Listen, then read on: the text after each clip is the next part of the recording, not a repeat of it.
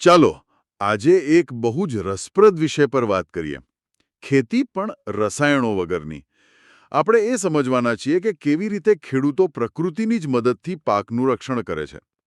આપણી આજની વાતચીત બે મુખ્ય પદ્ધતિઓ પર કેન્દ્રિત રહેશે. તો ચાલો પહેલી પદ્ધતિથી શરૂ કરીએ, જે છે ફેરોમોન ટ્રેપ. આ શું છે? મેં સાંભળ્યું છે કે આ જીવાતોને છેતરવાનું કામ કરે છે, પણ આ કામ કેવી રીતે કરે છે? હા, આ એક ખૂબ જ એમ કહી શકાય કે ચાલાક પદ્ધતિ છે. જુઓ, દરેક માદા કીટક એક ખાસ પ્રકારની સુગંધ હવામાં છોડે છે. એના નરસાફીને આકર્ષવા માટે? બિલકુલ, એ સુગંધને સેક્સ ફેરોમોન કહેવાય.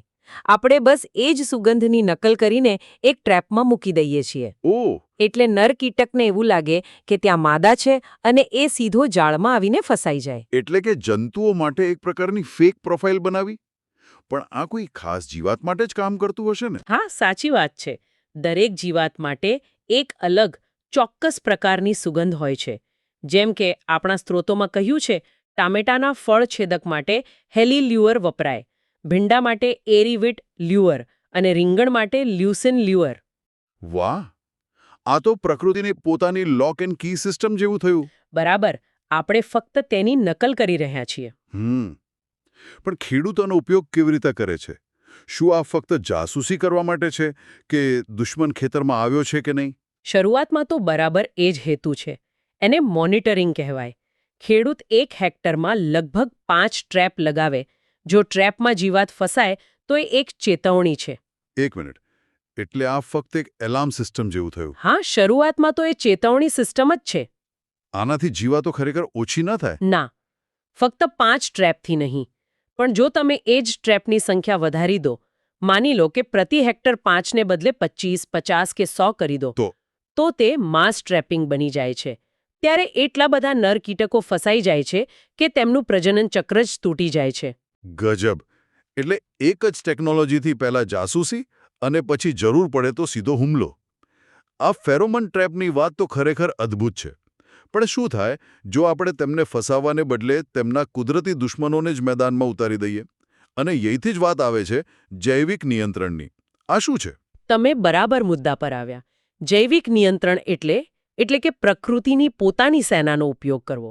આમાં શિકારી, પરોપજીવી અને રોગાણુઓ આવે છે જે નુકસાનકારક જીવાતોને કાબૂમાં રાખે છે. શિકારી અને પરોપજીવી, આ બંનેમાં શું તફાવત છે? સારો પ્રશ્ન છે. જુઓ, શિકારી એટલે કે પરભક્ષી એ જીવાતને સીધી જ ખાઈ જાય છે. જેમ કે ભમરી જે મોલોમશી જેવી જીવાતોને ખાય. અને પક્ષીઓનું શું? હા, પક્ષીઓ પણ. પરિજન, કાગડો, સફેદ બગલો, લક્કડખોદ આ બધા જીવાતોને ખાઈને પાકનું રક્ષણ કરે છે. ઘુવડ અને ચામાચીડિયા તો ઉંદરોને પણ નિયંત્રિત કરે છે. એટલે તમે એમ કહો છો કે ખેતરમાં ઉડતો બગલો એ ખેડૂતનો મિત્ર છે. આ તો આપણે રોજ જોઈએ છે, પણ ક્યારે આ રીતે વિચાર્યું નથી ને? બરાબર. અને હવે પરોપજીવીની વાત કરીએ તો તે વધુ રસપ્રદ છે. તે જીવાતને ખાતો નથી, પણ તેના શરીરનો જ ઉપયોગ કરે છે. એ કેવી રીતે? જેમ કે ટ્રાઇકોગ્રામા નામની એક નાનકડી ભમરી. એ ટામેટાના ફળછેદક જીવાતના ઈંડાની અંદર, ખબર છે, પોતાના ઈંડા મૂકી દે છે. શું વાત છે? હા, એટલે જીવાતના ઈંડામાંથી બચ્ચું નીકળે તે પહેલાં જ અંદરથી ટ્રાઇકોગ્રામાનું બચ્ચું નીકળીને તેને ખતમ કરી નાખે છે. અકલ્પનીય. આ તો જીવાતના ઈંડાને જ પોતાની નર્સરી બનાવી દીધી. તો આજની ચર્ચાનો સાર એ છે કે આપણી પાસે જીવાત નિયંત્રણ માટે બે સ્માર્ટ કુદરતી રસ્તાઓ છે. એક, ફેરોમોન્સથી જીવાતોને છેતરીને તેમના પ્રજનનમાં અવરોધ ઊભો કરવો, અને બીજું, પ્રકૃતિના જ સૈનિકો એટલે કે શિકારી અને પરોપજીવીઓને મેદાનમાં ઉતારવા. બિલકુલ. સંકલિત જંતુ વ્યવસ્થાપન. અને આપણી પાસે જે સંશોધન છે તે એના પર ધ્યાન કેન્દ્રિત કરે છે કે પાકને બચાવવા માટે પ્રકૃતિ પોતે જ આપણને કેવા રસ્તા બતાવે છે. બરાબર. અહીં મૂળભૂત વિચાર એ છે કે જંતુઓ સામે આપણે કોઈ અંધાધૂંધ રાસાયણિક યુદ્ધ નથી કરવાનો, પણ એક વધુ સ્માર્ટ, એક સંતુલિત અભિગમ અપનાવવાનો છે. અને આમાં સૂક્ષ્મજીવો અને વનસ્પતિઓ આપણા મોટામાં મોટા સાથી બની શકે છે. તો ચાલો ત્યાંથી જ શરૂઆત કરીએ. સૂક્ષ્મજીવોથી. એટલે સામાન્ય રીતે તો આપણે જીવાણુઓને દુશ્મન માનીએ છીએ. પણ આ અભ્યાસ કહે છે કે આપણે જીવાતો સામે લડવા માટે જીવાણુઓનો જ ઉપયોગ કરી શકીએ છીએ. હા બિલકુલ. જાણે કે આપણે જીવાતો માટે જ એક મહામારી ફેલાવી રહ્યા છીએ. વાહ. અને આનું એક ઉત્તમ ઉદાહરણ છે HANPV વાયરસ. HANPV? હા, આને તમે એક સ્માર્ટ બોમ્બ જેવો ગણી શકો. તે ફક્ત અને ફક્ત ટામેટાના ફળ કોરી ખાનાર ઈયળને જ નિશાન બનાવે છે. ઓહ, એટલે કે એકદમ ટાર્ગેટેડ. એકદમ ટાર્ગેટેડ. તે મધમાખી, પતંગિયા કે પછી આપણને, માણસોને કોઈને નુકસાન નથી કરતો. એટલે આ વ્યાપક રાસાયણિક છંટકાવને બદલે એક સર્જિકલ સ્ટ્રાઇક જેવું થયું. બરાબર, એ જ શબ્દ, સર્જિકલ સ્ટ્રાઇક. આ તો પર્યાવરણ માટે પણ ઘણું સારું કહેવાય. પણ શું આપણે હંમેશા આટલા સૂક્ષ્મ સ્તરે જ જવું પડે? શું મોટા છોડ પોતે કંઈ નથી કરતા? બિલકુલ કરે છે. અને ત્યાંથી જ બીજું વિચાર આવે છે, વાનસ્પતિક જંતુનાશક. એટલે કે છોડ આધારિત દવાઓ. જેમાં સૌથી પહેલું નામ તો લીમડાનું જ આવે, ખરું ને? હા, લીમડો તો રાજા છે. એમાં એઝાડિરેક્ટિન નામનું એક સંયોજન હોય છે, જે જંતુઓ માટે જાણે કે ભૂખ હડતાળ જેવું કામ કરે છે. ભૂખ હડતાળ? મતલબ કે જંતુઓ એને ખાધા પછી બીજું કંઈ ખાઈ જ નથી શકતા. એમની ભૂખ મરી જાય છે. આ તો અદ્ભુત છે. એટલે છોડ જે પોતાના રક્ષણ માટે બનાવે છે, આપણે એનો જ ઉપયોગ બીજા છોડને બચાવવા કરી રહ્યા છીએ. સાચી વાત. અને એ ખૂબ અસરકારક પણ છે. સંશોધન મુજબ જીવાત એટલે કે કથેરી અને નેમાટોડ્સ માટે લીમડાનું તેલ વાપરી શકાય. અચ્છા. અને ફળકોરી ખાનાર ઈયળ માટે લીમડા આધારિત સાબુ પણ કામ કરે છે. એક જ છોડ પણ કેટલા બધા ઉકેલો. બરાબર. આ અભ્યાસમાં તમાકુનો પણ ઉલ્લેખ છે. હા, એમાંથી મળતું જે નિકોટીન છે તે ગ્રીનહાઉસમાં એફિડ એટલે કે મોલો જેવી નાની જીવાતો પર ખૂબ અસરકારક છે. આ બધા કુદરતી ઉપાયો આપણને એક મોટા સિદ્ધાંત તરફ લઈ જાય છે, જેના પર આખા સંશોધનમાં ભાર મૂકવામાં આવ્યો છે: જંતુનાશકોનો સમજદારીપૂર્વક ઉપયોગ. સાચી વાત. આ સમગ્ર અભિગમનું હૃદય એ જ છે. એનો મંત્ર છે યોગ્ય જંતુનાશક યોગ્ય માત્રામાં, યોગ્ય સમયે અને યોગ્ય જગ્યાએ. બરાબર. માર્ગદર્શિકા એકદમ સ્પષ્ટ છે. રાસાયણિક દવાનો ઉપયોગ છેલ્લા ઉપાય તરીકે જ કરો. અને જ્યારે બીજો કોઈ વિકલ્પ જ ન હોય ત્યારે. બરાબર. જ્યારે બીજો કોઈ અસરકારક વિકલ્પ ઉપલબ્ધ ન હોય ત્યારે જ. અને જ્યારે કરવો જ પડે ત્યારે શું ધ્યાન રાખવું જોઈએ? ત્યારે એવા વિકલ્પો પસંદ કરો જે ઓછા ઝેરી હોય, જે પર્યાવરણમાં લાંબો સમય ટકી ન રહે, અને સૌથી અગત્યનું, એવા જંતુનાશક વાપરો જે ફક્ત નુકસાનકારક જીવાતને જ મારે, આપણા મિત્રજીવોને નહીં. જેમ કે મધમાખી. હા, મધમાખી કે બીજા ફાયદાકારક જીવોને બચાવવા બહુ જરૂરી છે. આ શક્તિ કરતાં વધુ ચોકસાઈનો ખેલ છે. કે આપણે આપણી માનસિકતા બદલવાની જરૂર છે. જંતુઓનો સંપૂર્ણ નાશ કરવાને બદલે તેમનું વ્યવસ્થાપન કરવું. બરાબર.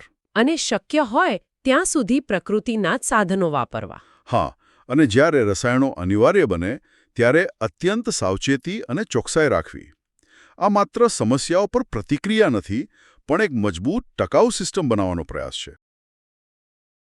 એક ખેડૂત છે જે ખૂબ મહેનત કરે છે, પણ દર વર્ષે જાણે કોઈ અજાણ્યો દુશ્મન આવીને એમના પાકને બગાડી જાય છે. આ દુશ્મન છે પાકના રોગો. આજે આપણે એ જ સમજવાના છીએ કે મોંઘી દવાઓ વગર, ફક્ત થોડી એમ કે સ્માર્ટ પદ્ધતિઓથી આ દુશ્મનને કેવી રીતે હરાવી શકાય. આપણી આજની ચર્ચાનો આધાર ટકાઉ રોગ સંચાલન માટે સંકલિત વ્યૂહરચનાઓ પરના કેટલાક સ્ત્રોત છે, અને એમાંથી આપણે 2 મુખ્ય પદ્ધતિઓ પર ઊંડાણપૂર્વક વાત કરીશું. બરાબર. અને આ પદ્ધતિઓ છે વિસ્તારની સ્વચ્છતા અને પાકચક્ર. દેખાવમાં બહુ સરળ લાગે, પણ એની પાછળનું વિજ્ઞાન એ ખરેખર રસપ્રદ છે. ચાલો તો શરૂ કરીએ. પહેલી વ્યૂહરચના, વિસ્તારની સ્વચ્છતા. આપણે હંમેશા સાંભળીએ છીએ કે ખેતર સાફ રાખો, પણ મને એ સવાલ થાય છે કે પાછલા પાકના જે સૂકા અવશેષો પડ્યા હોય એ આટલી મોટી સમસ્યા કેમ છે? જુઓ, એનું કારણ એ છે કે આ જે અવશેષો અને નીંદણ છે એ રોગ પેદા કરનારા જીવાણુઓ માટે એક આલીશાન હોટેલ જેવા છે. હોટેલ જેવા? હા, મતલબ કે ફૂગ, બેક્ટેરિયા, વાયરસ આ બધા ત્યાં આરામથી જીવતા રહે છે. અને જેવો નવો પાક વાવવામાં આવે, તરત જ હુમલો કરવા તૈયાર. ઓહ, એટલે એ પ્રાથમિક ચેપનો મુખ્ય સ્ત્રોત છે. બરાબર. એ ત્યાં જ છુપાયેલા રહે છે. તો પછી સ્વચ્છ ખેતીનો વ્યવહારુ અર્થ શું સમજવો? ફક્ત કચરો ઉપાડી લેવો? ના, એનાથી થોડું વધારે. એનો અર્થ છે કે પાકની લણણી પછી એના મૂળ, થડ પાંદડા બધું જ ખેતરમાંથી સંપૂર્ણપણે દૂર કરવો અને સાથે સાથે નીંદણમુક્ત રાખવું. હા, કારણ કે નીંદણ પણ એમને રહેવા માટે જગ્યા આપે છે. ચોક્કસ. ઘણીવાર નીંદણ એ વૈકલ્પિક યજમાન બની જાય છે. એટલે આ બધું કરવાથી પેલું જે રોગચક્ર છે એ તૂટી જાય છે. હા, શબ્દ બહુ રસપ્રદ છે, રોગચક્ર. એને થોડું સરળ રીતે સમજાવશો? જરૂર. રોગચક્ર એટલે એમ કે જીવાણુનો જીવન પ્રવાસ. જમીનમાં જીવતા રહેવાથી લઈને છોડને ચેપ લગાડવો. અને પછી બીજા છોડમાં ફેલાવવો. હા, અને સ્વચ્છતા શું કરે છે એ આ પ્રવાસને શરૂ થતા પહેલા જ અટકાવી દે છે. સમજાઈ ગયું.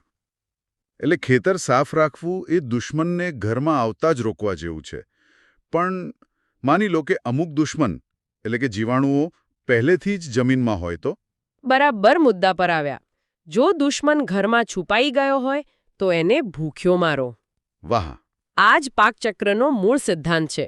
એટલે કે જો ખેડૂત દર વર્ષે એક જ પાક લેતો રહે તો એ જીવાણુઓને એમનું મનપસંદ ભોજન સતત પીરસતો રહે છે. આનું કોઈ ઉદાહરણ આપી શકો જેથી વાત વધુ સ્પષ્ટ થાય? ચોક્કસ. જેમ કે મકાઈનો પાક છે, એમાં ફ્યુઝેરિયમ નામની ફૂગ મૂળનો સડો કરે છે. હવે જો ખેડૂત મકાઈ પછી ફરીથી મકાઈ જ વાવે તો પેલી ફૂગને તો જલસો પડી જાય, એની વસ્તી વધતી જ જાય. એકદમ એને સતત ખોરાક મળ્યા કરે છે. તો આ ચક્રને કેવી રીતે તોડવું? ખરી મજા તો હવે છે. જો મકાઈ પછી ખેડૂત કોઈ અલગ પરિવારનો પાક વાવે, જેમ કે સોયાબીન. હા, જે કઠોળ વર્ગનો પાક છે. બરાબર. તો પેલી ફ્યુઝેરિયમ ફૂગને એનો યજમાન જ નથી મળતો. સોયાબીન એના માટે અજાણ્યો છોડ છે. એટલે આપણે જીવાતનો ખોરાકનો સ્ત્રોત જ બંધ કરી દઈએ છે. ચોક્કસ. લાંબા સમય સુધી ખોરાક ન મળે એટલે શું થાય? જમીનમાં રહેલી ફૂગની વસ્તી ભૂખમરાને કારણે કુદરતી રીતે જ નાશ પામે છે. એટલે કે પાક બદલીને આપણે કુદરતી રીતે જમીનને એક રીતે ડિસઇન્ફેક્ટ કરી રહ્યા છીએ. હા, તમે એવું કહી શકો. પણ અહીંયા એક વ્યવહારુ પ્રશ્ન થાય. શું પાક ચક્ર અપનાવવું હંમેશા આર્થિક રીતે ફાયદાકારક હોય? ક્યારેક બજારમાં જે પાકની માંગ હોય એ જ વાવવો વધુ જરૂરી નથી લાગતો? આ બહુ સારો પ્રશ્ન છે અને એનો જવાબ છે હા. લાંબા ગાળે ફાયદાકારક છે. કદાચ શરૂઆતમાં થોડું આયોજન કરવું પડે, પણ તમે વિચારો, લાંબા ગાળે રાસાયણિક દવાઓનો ખર્ચ ઘટે છે, જમીનની ફળદ્રુપતા સુધરે છે અને પાકની ગુણવત્તા પણ વધે છે. એટલે કે એ એક ટકાઉ રોકાણ છે. બિલકુલ. તો આજની ચર્ચા પરથી એટલું તો સ્પષ્ટ છે કે ખેતરની સાફ સફાઈ અને સમજી વિચારીને પાકની ફેરબદલી, આ બે સાધનો ખેડૂતના હાથમાં બ્રહ્માસ્ત્ર જેવા છે. સાચી વાત છે. અને જો આને આપણે મોટા ચિત્રમાં જોઈએ તો આ પદ્ધતિઓ આપણને શીખવે છે કે ખેતી માત્ર ઉત્પાદન લેવાની પ્રક્રિયા નથી, એ તો પ્રકૃતિ સાથે તાલમેલ બેસાડવાની એક કળા છે. આપણે ફૂલોની ખેતીમાં રોગ નિયંત્રણ પર વાત કરવાના છીએ.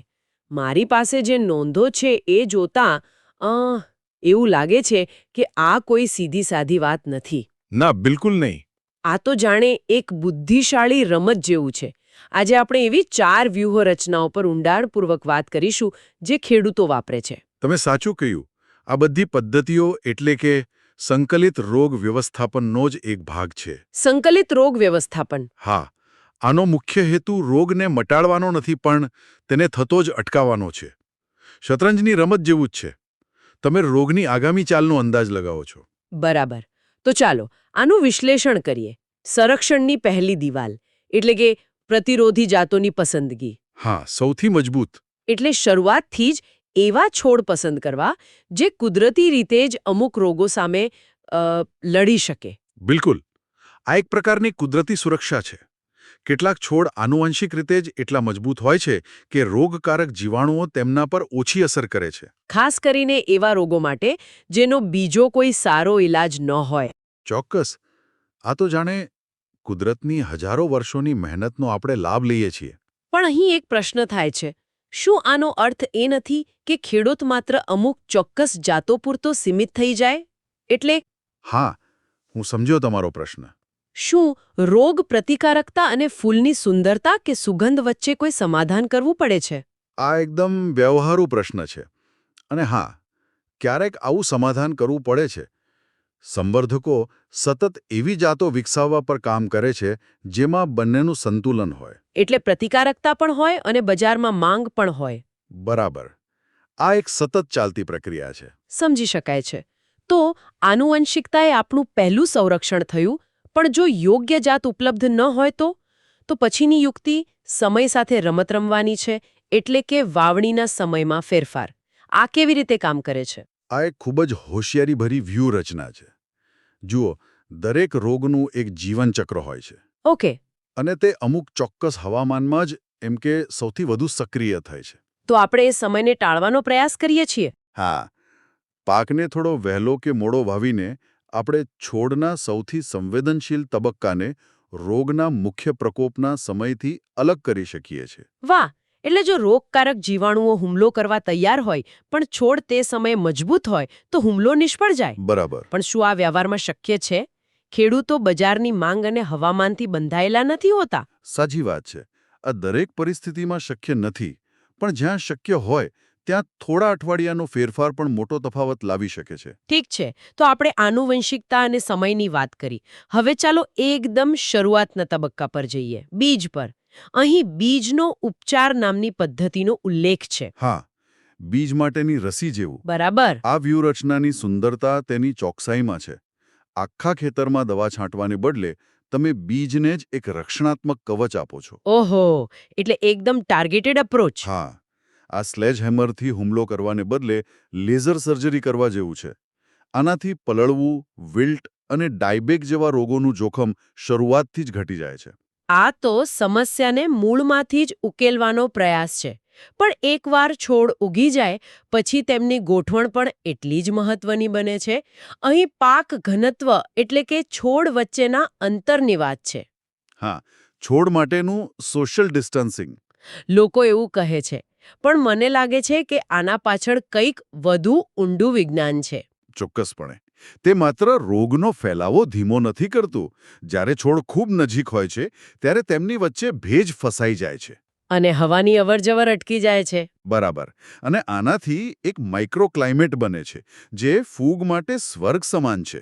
પાવડરી મિલ્ડ્યુ જેવી બીમારીઓ આવી સ્થિતિમાં રાતોરાત ફેલાઈ શકે છે. એટલે યોગ્ય અંતર રાખવું એ એક રીતે ક્લાઇમેટ કંટ્રોલ કરવા જેવું છે. હા, માઇક્રો લેવલ પર. તો આ બધી ચર્ચાઓનો સાર શું છે? આપણે જોયું કે આ કોઈ એક ઉપાયની વાત નથી, પણ એક બહુસ્તરીય સંરક્ષણ પ્રણાલી છે.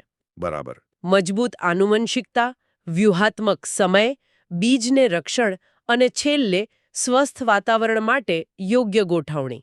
બરાબર. આજે આપણે છોડને રોગોથી બચાવવાની એવી રીતો વિશે વાત કરીશું જે પેલી રાસાયણિક દવાઓના છંટકાવથી ઘણી અલગ છે. હા. આપણે બે મુખ્ય અભિગમો જોવાના છીએ. એક છે યાંત્રિક પદ્ધતિઓ અને બીજો છે જૈવિક નિયંત્રણ. અને આ માત્ર બે અલગ તરકીબો નથી. આ ખેતી પ્રત્યેના દૃષ્ટિકોણમાં જ એક મોટો ફેરફાર છે એમ કહી શકાય. એટલે કઈ રીતે? આપણે પેલી દુશ્મનોનો નાશ કરવાવાળી માનસિકતામાંથી હવે મિત્રોની સેના બનાવવા તરફ જઈ રહ્યા છીએ. વાહ! આ તો બહુ રસપ્રદ વાત કરી. હા, એટલે કે એક પ્રતિક્રિયાશીલ અભિગમમાંથી એક સક્રિય અને જીવંત ઇકોસિસ્ટમ બનાવવા તરફનો ઝુકાવ. બહુ સરસ. તો ચાલો યાંત્રિક પદ્ધતિઓથી શરૂઆત કરીએ. ચોક્કસ. આમાં મને પેલો પાક પ્રશિક્ષણનો જે ઉલ્લેખ છે ને એ બહુ જ ગમ્યો. હા, એ બહુ જ સરળ પણ બુદ્ધિશાળી વિચાર છે. એ જ તો, કે માત્ર છોડને એવી રીતે ગોઠવો કે તેના પાંદડા જમીનને ન અડે.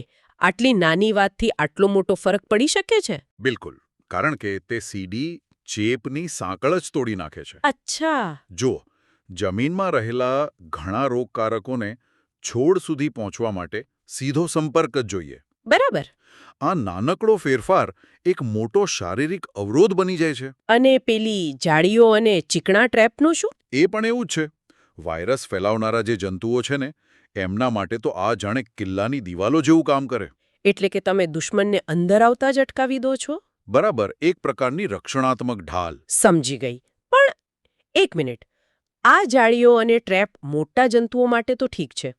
પણ જમીનની અંદર રહેલા સૂક્ષ્મ દુશ્મનોનું શું? જે દેખાતા પણ નથી. સારો પ્રશ્ન છે. ત્યાં તો આ યાંત્રિક પદ્ધતિઓ કદાચ કામ નહીં આવે, ખરું ને? બિલકુલ નહીં. અને બસ આ જ મુદ્દો આપણને બીજા વધુ સૂક્ષ્મ અભિગમ તરફ લઈ જાય છે. એટલે કે જૈવિક નિયંત્રણ તરફ. હા, જ્યાં કિલ્લાની દિવાલો કામ નથી કરતી ત્યાં તમારે રાજ્યની અંદર સૈનિકોની જરૂર પડે. એટલે કે મિત્રોની સેના. બરાબર.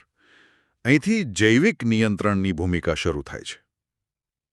આપણા સ્ત્રોતોમાં ટ્રાઇકોડર્મા જેવી ફૂગનો વારંવાર ઉલ્લેખ છે. એ બરાબર શું કરે છે? ટ્રાઇકોડર્મા ફૂગ ખરેખર અદ્ભુત છે. એ એક જ સમયે સૈનિક અને અંગરક્ષક બંને છે. રસપ્રદ. એક તરફ એ જમીનમાં રહેલી હાનિકારક ફૂગ જે છોડના મૂળને સડાવી દે એના પર સીધો હુમલો કરીને એને ખાઈ જાય છે. ઓહ, અને બીજી તરફ તે છોડના મૂળની આસપાસ એક રક્ષણાત્મક કવચ બનાવી દે છે. જેથી નવા રોગકારકો અંદર પ્રવેશી જ ના શકે? બિલકુલ. તો આનો અર્થ એ થયો કે તે માત્ર દુશ્મનોને મારતી નથી, પણ છોડની રોગપ્રતિકારક શક્તિને પણ મજબૂત બનાવે છે. હા, એક રીતે એવું જ છે. આપણા સ્ત્રોતોમાં ટમાટા અને મરચા જેવા પાકોનો ઉલ્લેખ છે. ક્યાં આ કયા પ્રકારના રોગો સામે કામ કરે છે? મુખ્યત્વે એવા રોગો સામે જે જમીનમાંથી આવે છે. દાખલા તરીકે પાયથિયમ અને ફાઇટોક્યોરા. જેને મૂળનો સડો કહે છે? હા, બરાબર. એના માટે જવાબદાર છે. અથવા ફુસેરિયમ, જે છોડની પાણી લઈ જવાની નળીઓને જ બ્લોક કરી દે છે. અને છોડ અંદરથી સુકાઈ જાય છે? હા, ટ્રાઇકોડર્મા આ બધા સામે એક કુદરતી યોદ્ધા તરીકે કામ કરે છે. આ સાંભળવામાં તો ખૂબ પ્રભાવશાળી લાગે છે. પણ એક પ્રશ્ન થાય છે. હા, પૂછો. શું આ જૈવિક પદ્ધતિઓ મોટા પાયે ખેતી માટે વ્યવહારુ છે? મતલબ, એક નાના બગીચામાં ટ્રાઇકોડર્મા નાખવું સહેલું છે, પણ હજારો એકર જમીન માટે? ખૂબ જ સારો પ્રશ્ન છે. અને સ્ત્રોતો એનો પણ ઉકેલ આપે છે. શું? તેને બીજની સારવાર તરીકે પણ વાપરી શકાય છે. એટલે કે? એટલે વાવણી પહેલાં જ બીજ પર આ ફાયદાકારક ફૂગનું એક પડ ચડાવી દેવામાં આવે. ઓકે. આનાથી જ્યારે છોડ ઉગે ત્યારે તે શરૂઆતથી જ પોતાના અંગરક્ષક સાથે ઉગે છે ને? વાહ! આનાથી તો મોટા પાયે તેનો ઉપયોગ શક્ય બને. બિલકુલ. અને એસ્પરજિલસ નાઇઝર જેવી બીજી ફૂગનો પણ ઉલ્લેખ છે, જે ફ્યુસરિયમ સામે લડે છે. તો આ બધી ચર્ચાનો સાર એ છે કે આપણે છોડને બચાવવા માટે માત્ર બળજબરીથી અવરોધો ઊભા કરવાથી આગળ વધી રહ્યા છીએ? હા, યાંત્રિક પદ્ધતિઓથી આગળ. અને એક જીવંત અને બુદ્ધિશાળી ઇકોસિસ્ટમ બનાવવાની દિશામાં જઈ રહ્યા છીએ. બરાબર કહ્યું. અને આ એક મહત્વપૂર્ણ પ્રશ્ન ઊભો કરે છે. કયો? કે ભવિષ્યની ખેતી માટે આ બંને પદ્ધતિઓનું સંકલન કેટલું નિર્ણાયક બનશે? શું શ્રેષ્ઠ પરિણામો માટે એક સંકલિત અભિગમ જ ચાવીરૂપ છે? એટલે કે યાંત્રિક કિલ્લાની દિવાલો અને જૈવિક આંતરિક સેના બંને સાથે મળીને કામ કરે?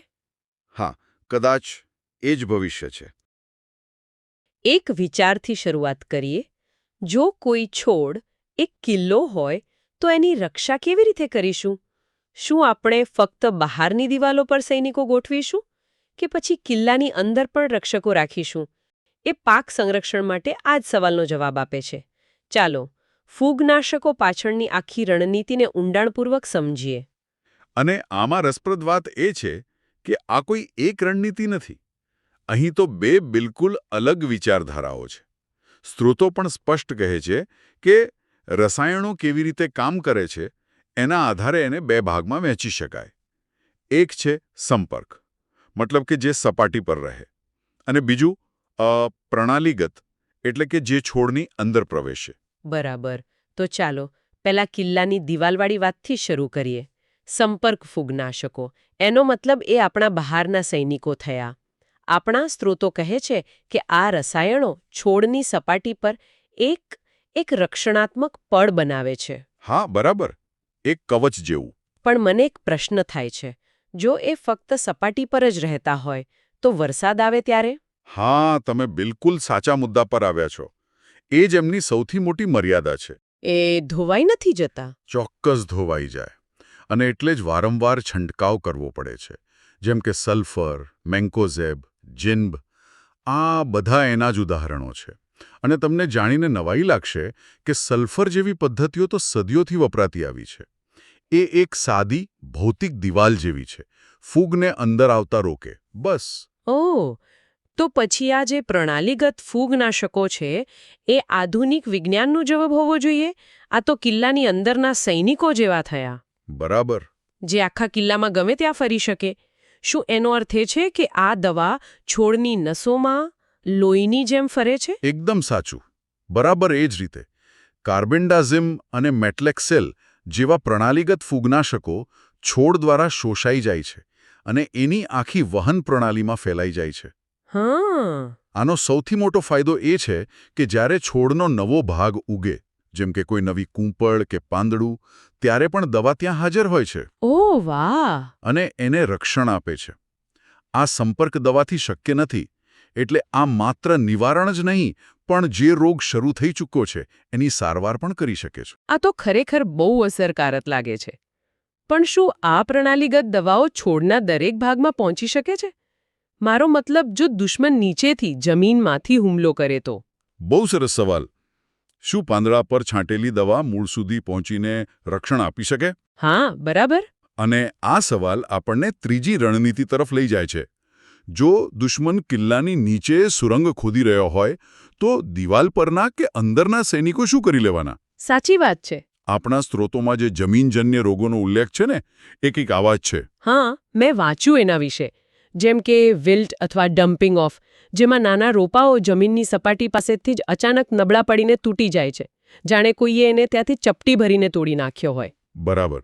એ સ્પષ્ટ સંકેત છે કે સમસ્યા જમીનમાં છે, પાંદડા પર નહીં. અને આ સિવાય મૂળનો સડો કે પછી નેમેટોડ, એટલે કે કૃમિથી થતી મૂળ ગાંઠ. હા, આ બધી સમસ્યાઓ જમીનમાંથી જ આવે છે. અને આવા કિસ્સાઓમાં રણનીતિ સંપૂર્ણપણે બદલાઈ જાય છે.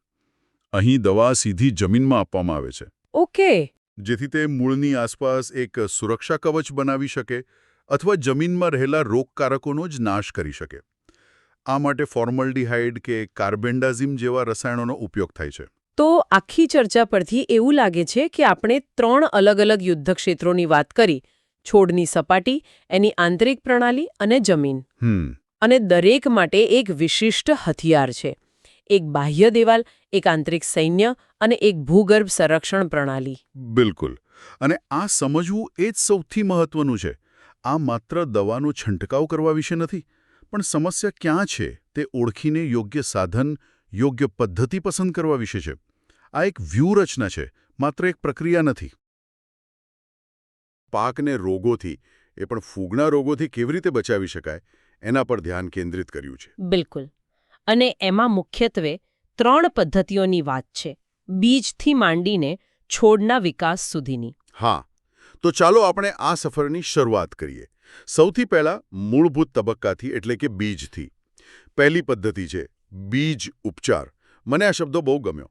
આને તમે બાળકના રસીકરણ જેવું સમજી શકો છો, ખરું ને? એકદમ સાચું. આ બહુ જ મહત્વનું પ્રથમ પગલું છે. સ્ત્રોતોમાં લખ્યું છે કે પ્રતિ કિલોગ્રામ બીજ પર લગભગ 2 થી 2.5 ગ્રામ ફૂગનાશક. પણ આ કામ કેવી રીતે કરે છે? જુઓ, આ પદ્ધતિ છે ને, એ 2 પ્રકારના દુશ્મનો સામે રક્ષણ આપે છે.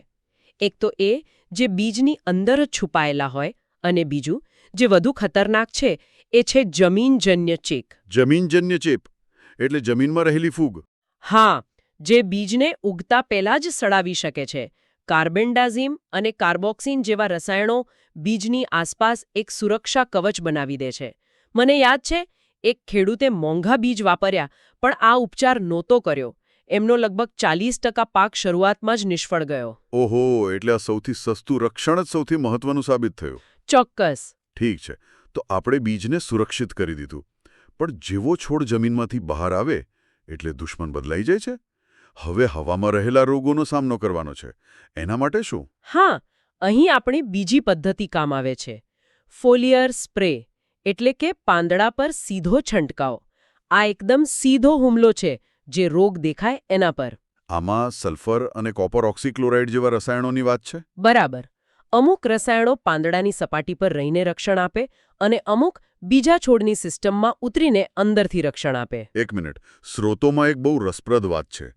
ખર્ચ બચાવવા માટે ફૂગનાશક અને જંતુનાશક બંનેને ભેળવીને છાંટવાની વાત. આ તો એકદમ સ્માર્ટ ઉપાય લાગે છે. લાગે છે, પણ એમાં થોડી સાવચેતી રાખવી પડે. કેમ? શું એવું બને કે 2 રસાયણો એકબીજાની અસર ઓછી કરી દે? બની શકે. એટલે જ કૃષિ નિષ્ણાતો હંમેશા ભલામણ કરે છે કે કયા રસાયણોને મિક્સ કરી શકાય અને કયાને નહીં. જો ખોટું મિશ્રણ થાય તો એ છોડને નુકસાન પણ કરી શકે છે. એટલે હા, સ્માર્ટ ઉપાય છે, પણ સમજદારીપૂર્વકનો. સમજાઈ ગયું. ચાલો, હવે ત્રીજા તબક્કા પર આવીએ. ક્યારેક આપણે બીજથી શરૂઆત નથી કરતા, સીધા નર્સરીમાંથી રોપાઓ લાવીએ છીએ.